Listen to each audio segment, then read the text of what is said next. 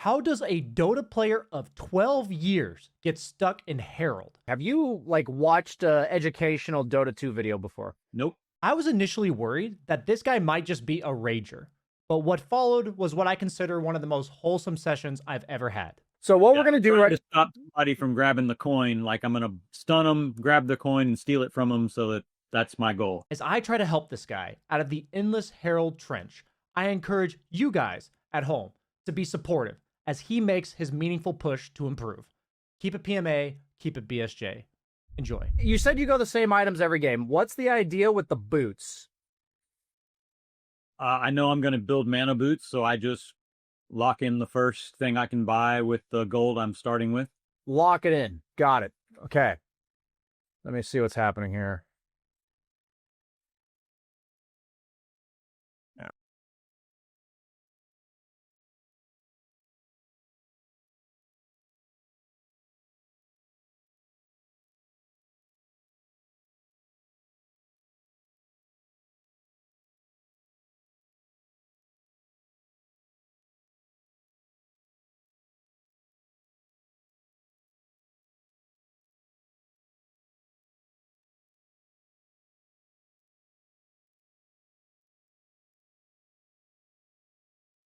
Okay.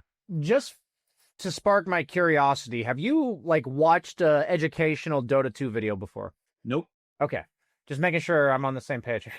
So that was I don't know how to say that without sounding like a douchebag. So I just had to ask the question.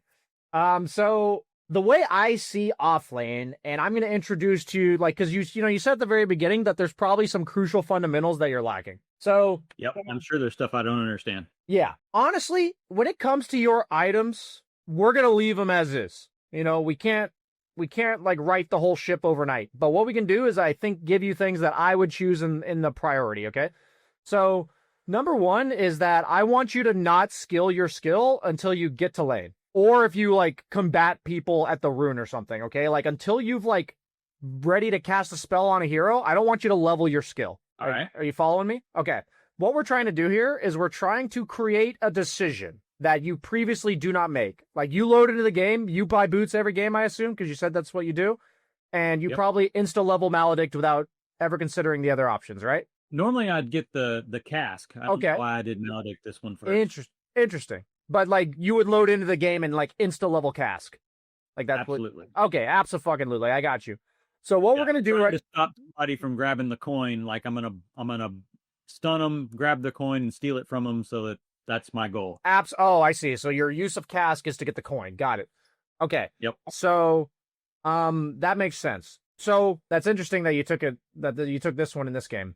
So you have Dota Plus. Sometimes I confuse myself by just clicking on the highlighted one that Dota Plus is suggesting and screw myself. But that may be what happened this time. I don't know. Okay. Normally I would get cask.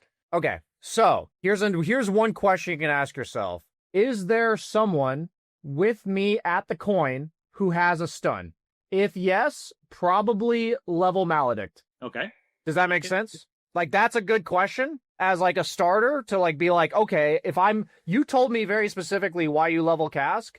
So I want you to hold on to your skill point, look at the start of the game, and walk yourself out here, right? You're going to go for around this area. You're going to walk yourself out here, and you're going to be does the guy with me have a stun that helps us pick up this coin? And if the answer is yes, then I level Maledict and I follow up his stun with the Maledict if someone tries to take it. You know what I'm saying?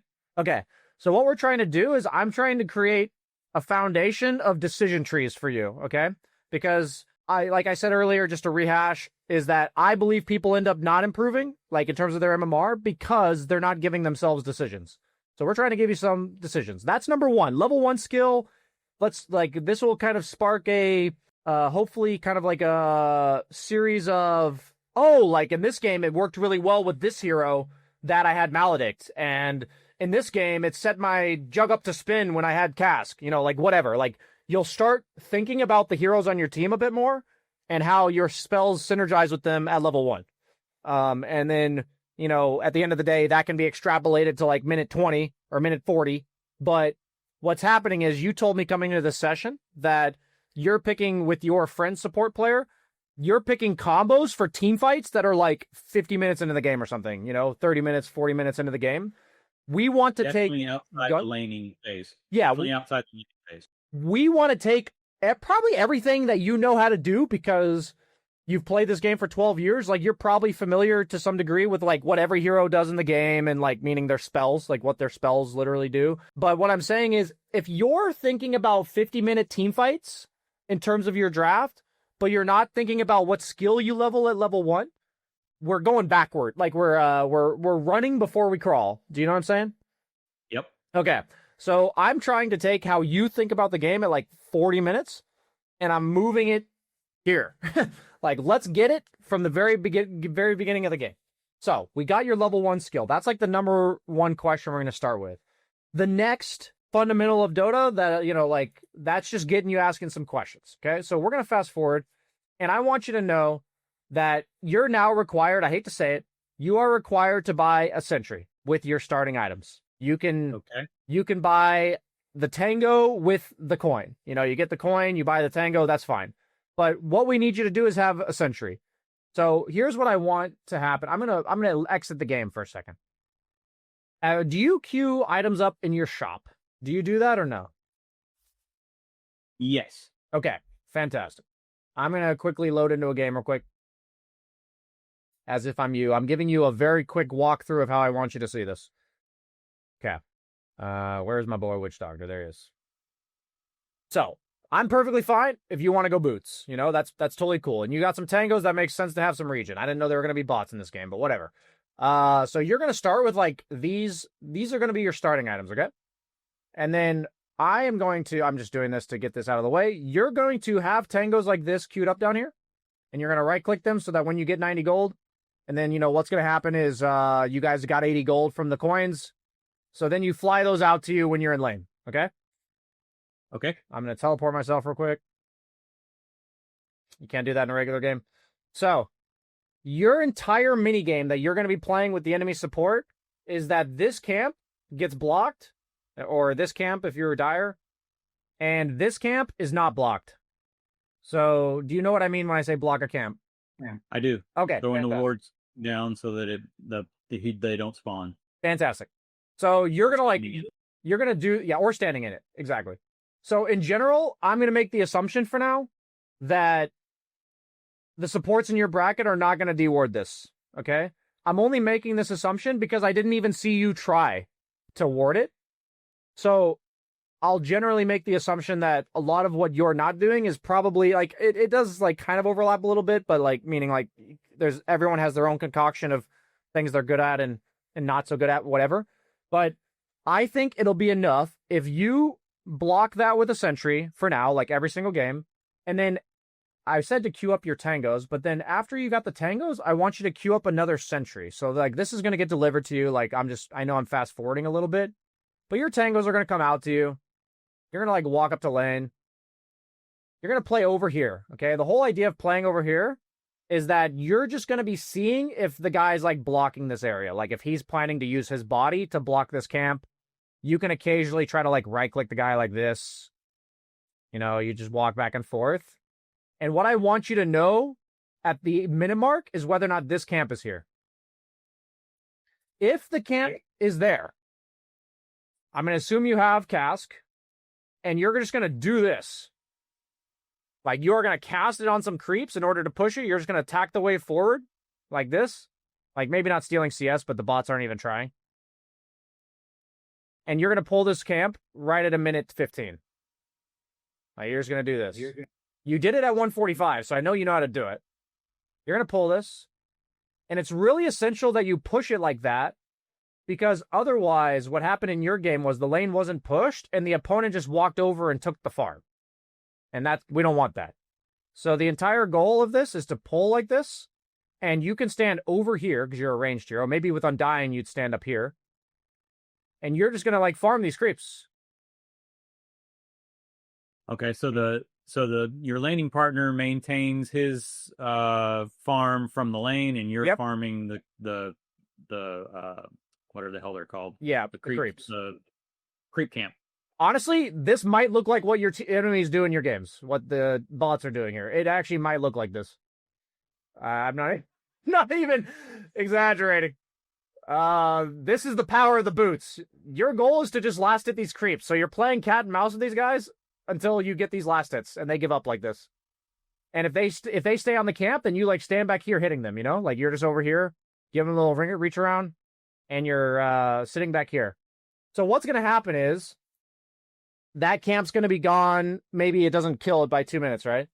So then in the game, I want you to pay attention to where these creeps are. Like in the game, you were kind of sitting here a lot, and you were like sitting over here a lot. You're kind of doing this. If I can just have you paying attention to what the timer is, where it's 3 minutes, and at 3 minutes, like at the 2:45 wave, so what's going to happen is this one here. So I'm giving you some timestamps. I'm going to pause for a second. I'm going to give you like a quick, okay, start, boots, grenade, sentry, fly out, tangos, then fly out sentry. And the reason that you're flying out the sentry that I haven't bought because I'm too busy trying to explain stuff is if this camp is blocked, like you check it at 1 minute. I'll do this actually. Then fly out sentry. Check big camp. Or no, I'm putting this all in your notes here. Block small camp with sentry. Then fly out another sentry. And then check big camp at 1 minute.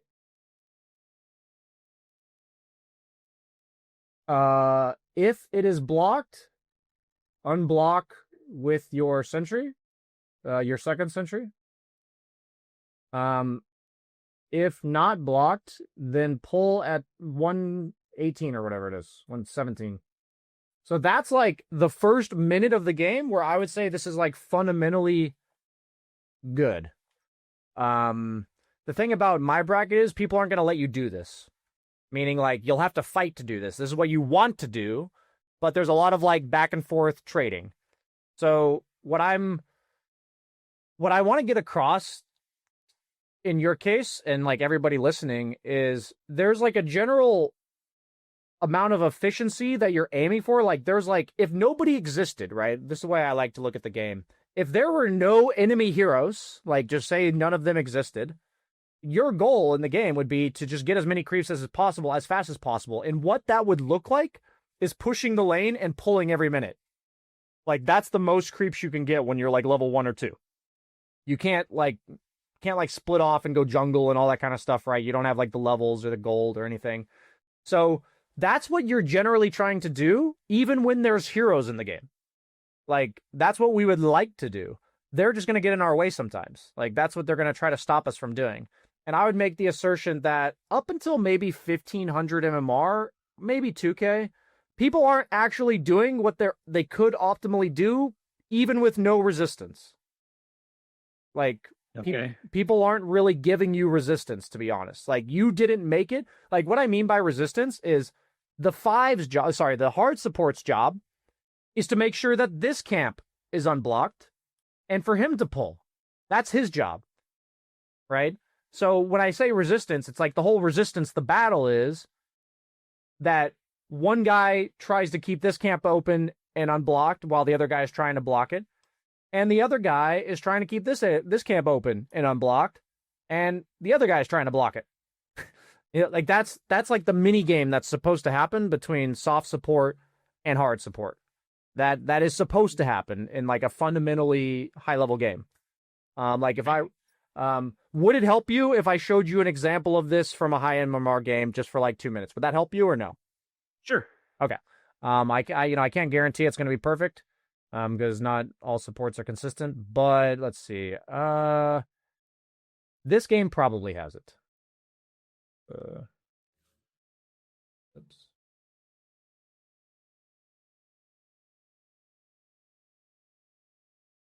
Because I got pooped on in lane here, so I think this game has it. Okay, so like in this game, I have a support ET who has a sentry as a hard support, and they have a soft support Shadow Demon who has a sentry, and the game is bugged out, so I can't see anything.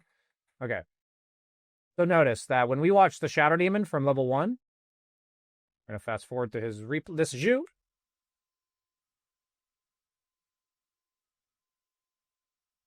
he's going to walk over here and sentry it, right? And then the ET is like making sure that it's dewarded while he body blocks this camp at 1 minute. You see how there's like a mini game between these two supports? He's like, oh, it's blocked. I'm going to unblock it now. Yep. I want you to do that in inverse, where you're checking this camp the way that ET did while cinching this one. You see what I mean? Yep. Okay. So that is like a fundamental first 30 seconds of the lane. That's like pretty much like all the stuff that happens over here matters.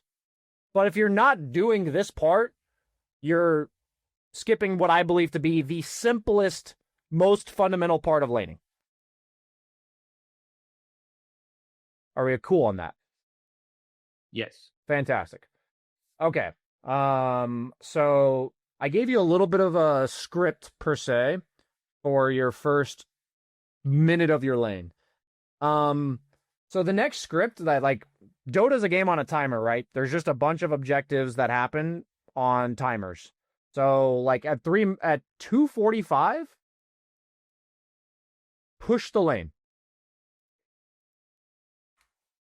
15 seconds before the Lotus spawn. Yes, what'd you call it? The camp? Oh, no. It's the Lotus thing on the side.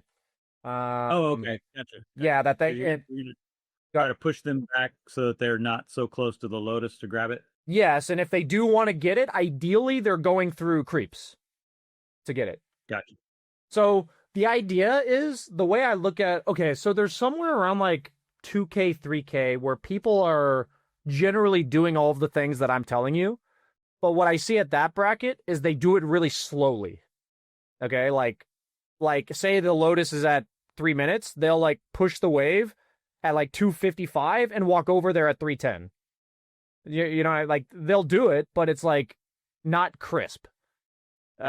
So it's not nearly as much like, I want you to think that pushing the lane at 2:45 and being literally walking into the Lotus pool at 3 minutes, that's perfection. But anything that includes pushing the lane and walking over to the Lotus within like 15 seconds of it spawning is like, that's good. You know what I'm saying? Yes, sir. We're still on the right track. Okay. So these are the fundamentals of like the first 3 minutes. Now, I'm not going to spend this entire coaching session on your first 3 minutes. So we're just going to fast forward. There's other things to consider in the first 3 minutes, but that, like, if I overload you, I'm giving you like 1 or 2 decisions to make. And the way that I look at the game is, if I understand what I'm supposed to do, meaning like I'm supposed to open this camp, I'm supposed to block this one, I'm supposed to pull this one at 115. What ends up happening is that helps you interpret matchups.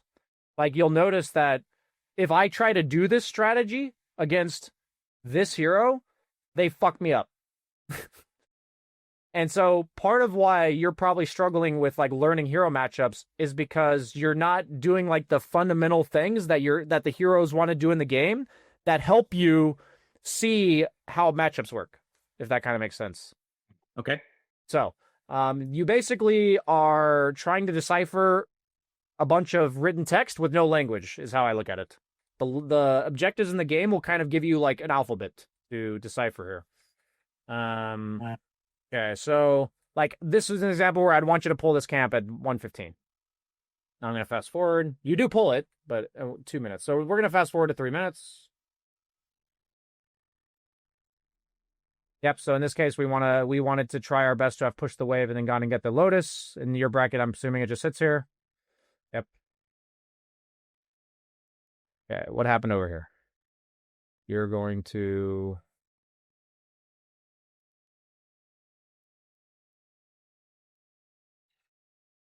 Okay. You guys die here because this guy pulls the camp, having these creeps over here. And instead of these creeps, I'm just going to follow where these creeps would have been.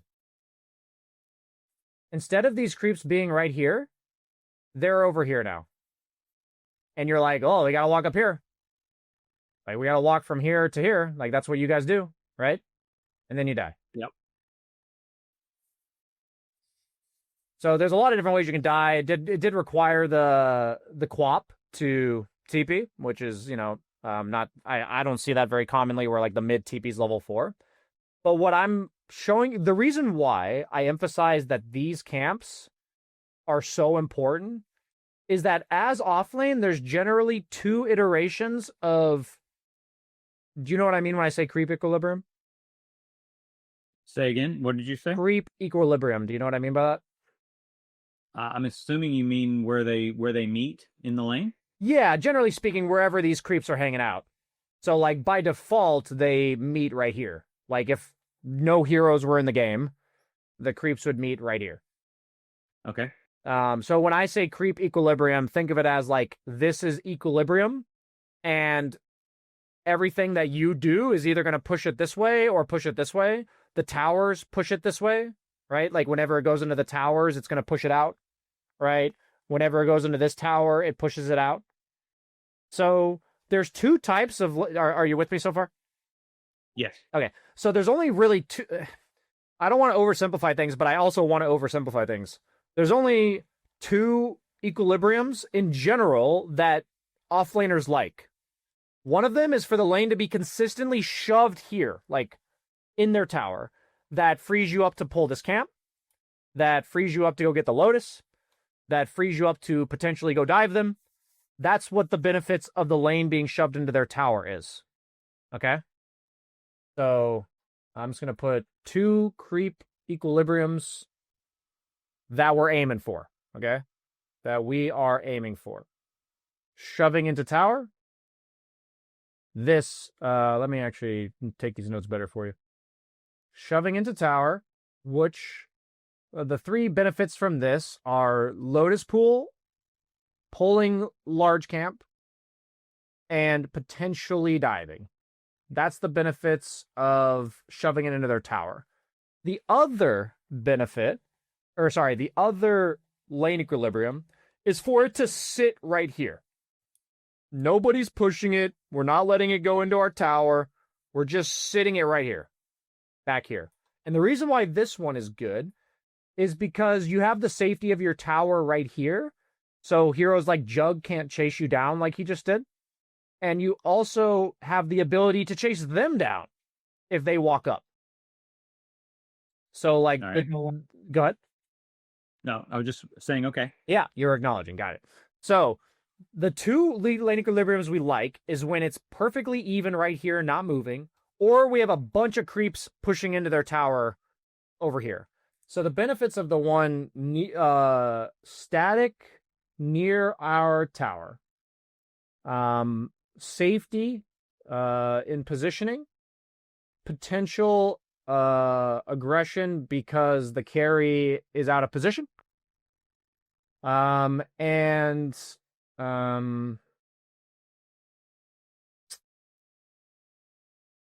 offlaner doesn't really need you. Those are the other ones. That's the other benefit. So what I mean by the offlaner doesn't need you, one of the fundamentals that I try to that every high level support goes by, that I do try to teach. How do I word this? Generally speaking, the job of the support is to help the core get farm and take as little XP as possible doing it. So what I mean is that the question you can ask yourself is, how much gold and XP will my offlaner get if I leave? So it's like, say the lane's sitting right here, which is staticking right there. That's bad for you, right? That's like basically the inverse is good for them. Staticking it right here or shoving it into here. Does that make sense? Like the inverse is good for them?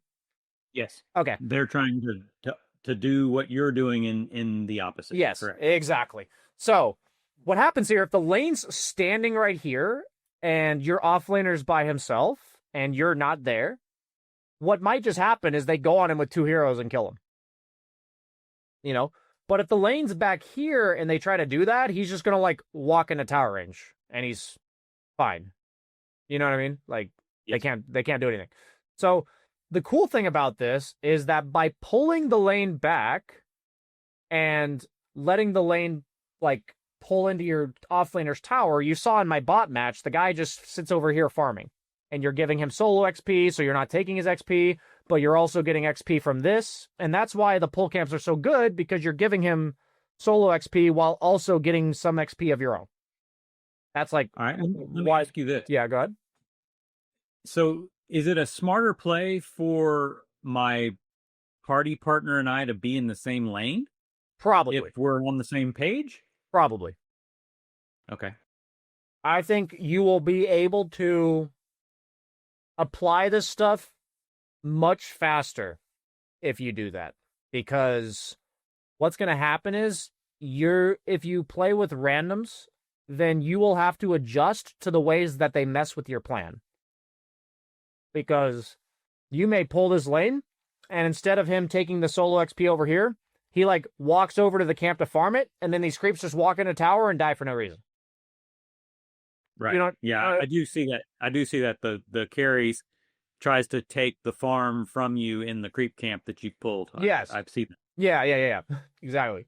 So there is like nuance to this stuff, but if in general you pull this and your offlaner like has the lane back here and he farms it, that's like you guys will win your lanes.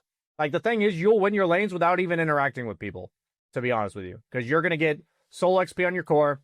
You're gonna be splitting farm with like the enemy 2 guys over here, and what doesn't happen is the Dazzle gets solo XP pulling here, while Jug gets solo XP over here. Like you saw what happened here. They got the pull off where he gets XP on Dazzle. The Jug got solo XP. Then you had to walk forward, putting yourself in danger, and then you died. That's why these pull camps are so good. And if you win this battle every game, like you will win the lane, period. Like, just even if your guy is like the literal worst CSer in the world, you know, he's got other problems if that's the case, but like as long as he can get like half the CS under tower, you'll win every lane. You know? So that's what we're aiming for. And, you know, I would encourage you, like, yeah, I didn't want to say it at the start because I wasn't really sure, but since you asked, I would 100% recommend you lane with your friend if that sounds good to you. Okay. I would recommend that.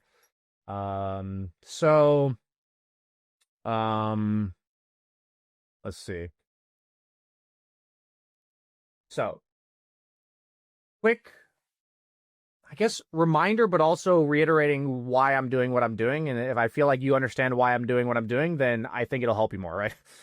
So you've been playing for 12 years. You are picking heroes for late game team fights. I trust that the least amount of helpfulness I can give you is really chaotic, complicated scenarios that are like 50 minutes plus in a Herald game or Guardian or Crusade or whatever it is. You know, like that's not going to help you very much, in my opinion. What's going to help you is if we break it down to the part of the game that is the most repetitive. Like, you play the first 5 lanes, you could literally do this every fucking game for the first 5 minutes. But, like, if I taught you something at 40 minutes, it would be like, well, in this matchup against this hero with these items, in this situation, you do this. You know what I'm saying?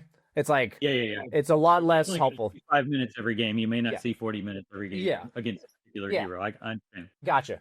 And so what's cool about this, and since like it's a birthday present for you, and I'm gonna be like sending you off into the void after we say goodbye here today, my goal for you is like when I teach you this stuff, you're gonna start over time seeing matchups according to which heroes make it difficult for you to block this, which heroes make it difficult for you to like push the lane and pull it, which heroes make it difficult for you to accomplish what I'm teaching you to accomplish here. And you're going to be like, which doctor struggles against this? Would Crystal Maiden or Undying do a better job? Like against that specific hero? Would these guys do a better job? Like, what if you're getting like ran at by a Treant Protector? It's like, I think Undying would be really good at that, right? He'd be really good at be like, nah, fuck off. Like, I'm going to decay you and hit you. Or tombstone you if you overcommit. So the point is like, we can start having you assess your matchups according to the first 5 minutes of the game. And then the methods in which you learn to assess them is how you learn to eventually assess them at like 30 minutes. You know, like that same strategy with different variables. The formula is a lot more complicated, but it's the same learning. in my opinion, it's just more, it's like advanced, is then because you came in here saying, I don't really know about hero matchups. That's why I'm mentioning this now. So any questions about the why of what I'm going for, or like how to apply it, or anything, or other questions? No, I think I knew that this was supposed to happen. I may just not understood why the pulling the camps was so important and what you were trying to accomplish.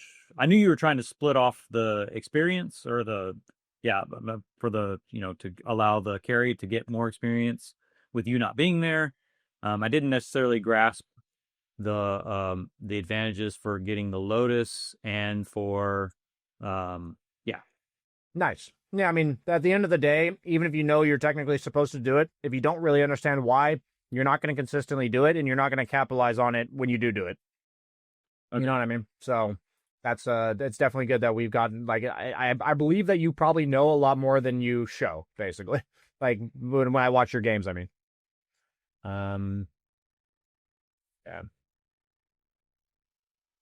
gonna fast forward a bit. I think we've talked enough about the laning phase.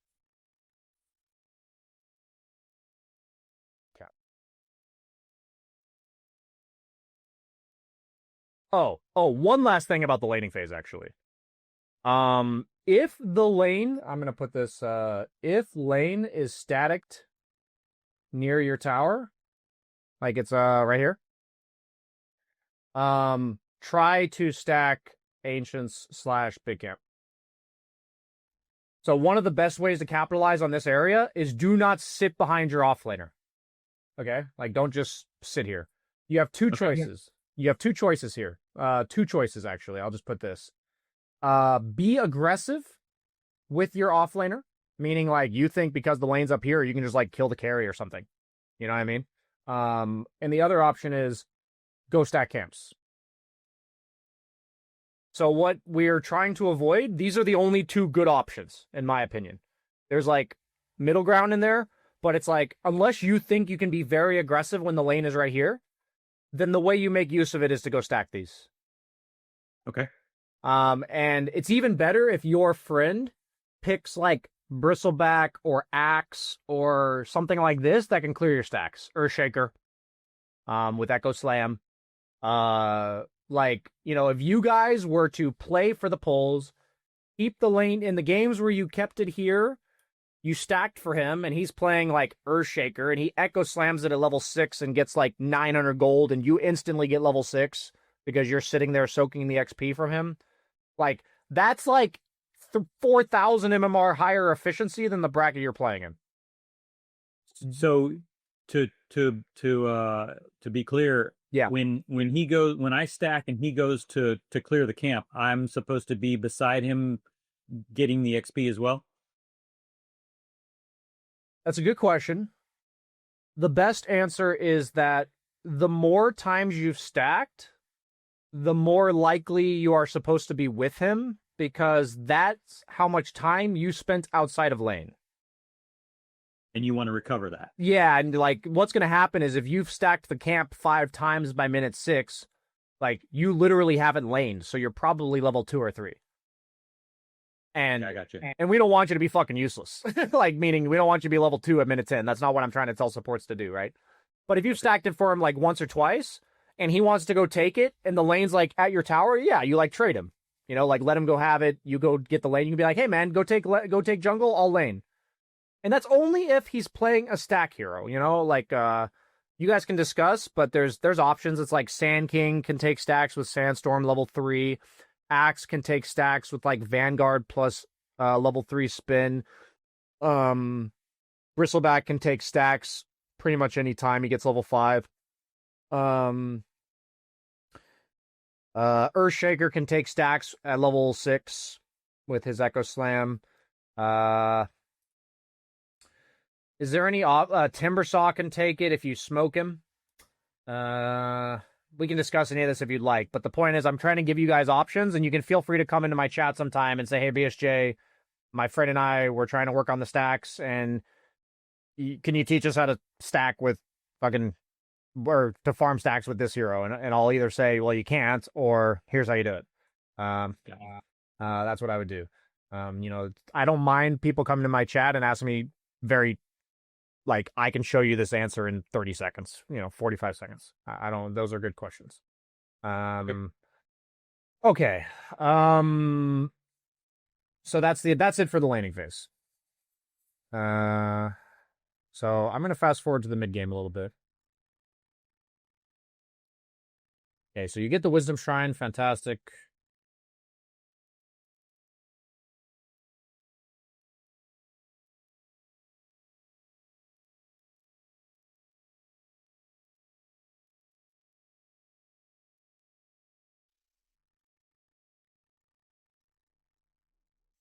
Yeah, you got a D ward, nice.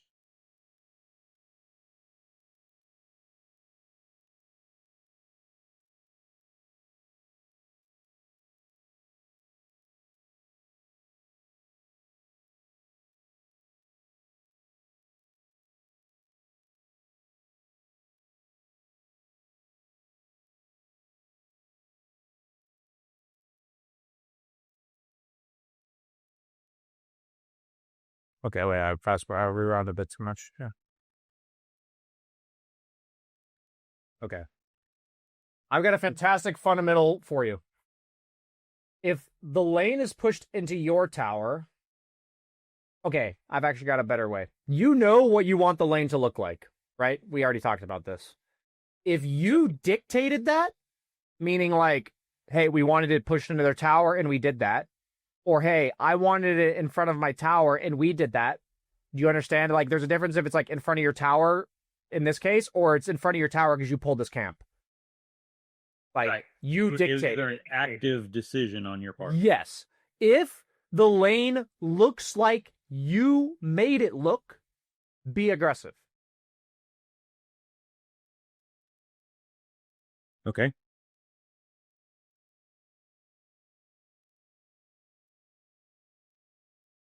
So what I'm trying to say is in this last minute, you have now died twice trying to be aggressive when they dictated the lane. Understood. So in this case, if he's pushed the lane into you and you're like, well, I didn't do this at all, I would want you to just sit back passively. Like, you can throw a Q at him if you want, but don't walk in with the maledict and all that kind of stuff. Everything you're doing here, if you don't dictate the lane, is to minimize losses. Which means, like, I'm just getting farm, basically, is what I mean by that. Okay. And it's not perfect. Like, a reminder to you and everybody watching, everything I'm saying to you is correct like 80 to 90% of the time. But, so you might miss some opportunities if you, like, follow this too rigidly. You know what I'm saying? But I tell people that if there's something that's correct 80 to 90% of the time, that it's best to adhere to that blindly for like 4 months or something. And then you'll be like, okay, I can fundamentally do this all the time. It's time to like look for some exceptions or something. You know, it's like, I can know that this isn't that rigid, but for now I'm going to operate under this rigidity to help myself not get overwhelmed with decision making. Okay. So basically, however, once you feel like you are dictating where the lane is, you have a good idea where, what I mean by this is you don't even have to think about that anymore. You're just like, I know where the lane is. I know I put it there. We're controlling this lane or they're controlling this lane. Like, that's the two options, right? Either they're controlling it or you are. So it's like, once you feel like that's just like breathing for you, it literally just happens where you're like, they're controlling the lane, I'm controlling the lane, whatever. That's when you can start looking for exceptions. Where, like, the lane's pushed into you and you're like, fuck it, this guy's out of position, go on him. But, like, you're not ready to do that until we get you dictating the lane, or at least consciously knowing who is dictating the lane. Got it. Cool. So the fundamental there is, the question is, who is dictating this lane? Equilibrium. Is it them or is it us? Yeah, and then the question before, it's maybe a bit bad. I said, if the lane looks like you made it, be aggro. So it's like, we are dictating, be aggro, or efficient stacking. if they are dictating, be cautious / defensive. We got it? I think I worded it better there. Okay, cool.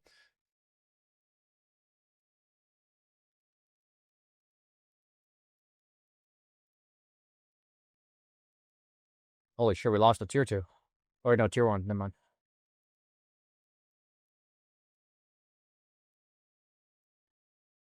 Okay. Here is your goal.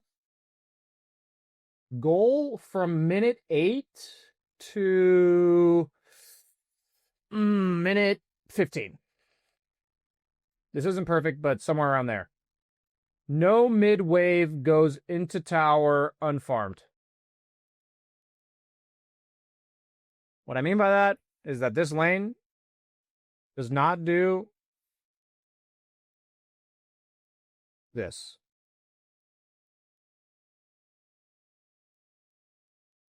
All right. Okay. That is like probably, in my opinion, the most fundamental support job in the game, because around 8 minutes, a lot of times the mids will start moving. So they're no longer in this lane anymore. They might still just sit there, but I'm saying like there's going to be a lot of games where they're now moving. And by not doing this, you're level 5 at minute 13. So like when I rewind,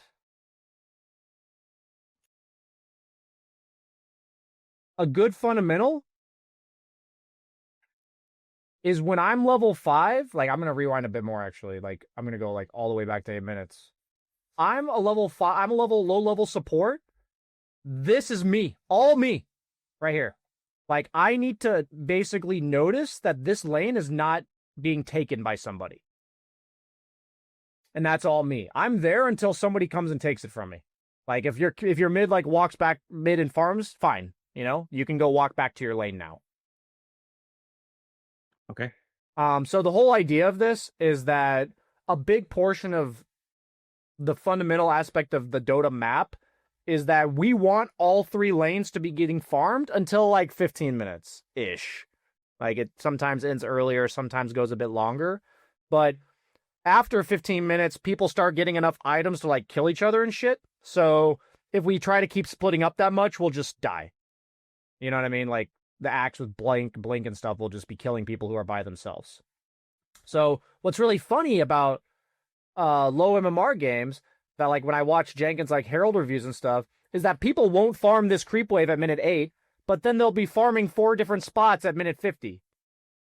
And it's like, it's supposed to be the opposite. Like we want everybody to be maximizing their farm for the first like 15 to 25 minutes of the game. But as the game goes on, we want everybody together fighting. You know what I mean? So that's not, I giving you hard cutoffs of like your job between minute 8 and 15 is to farm this creeps right here. If they're not being taken. So when I say that, it's just like the longer the game goes on, the less likely you have time to farm as support. But a lot of times supports will still manage to find farm all the way until like 30 minutes ish. You know, like they may be getting less than cores, but they're getting something. Think of it as like you're getting their leftovers. They don't want that lane anymore. It's yours now. You know, you're getting the hand-me-downs. You got the hand-me-down lane. That's what you get. Right.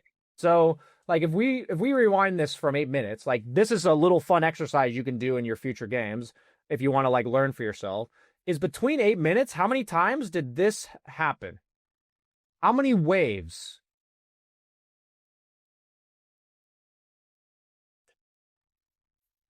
I believe this is the 4th wave. Okay, this guy's back. So there were 4 waves. Okay, this one's cleared. Great. Okay, this one's cleared. Okay, this is 5 waves. 6 waves. Oh, yep, 6 waves. 7 waves. Okay, so between 8 and 14 minutes, that is 12 waves.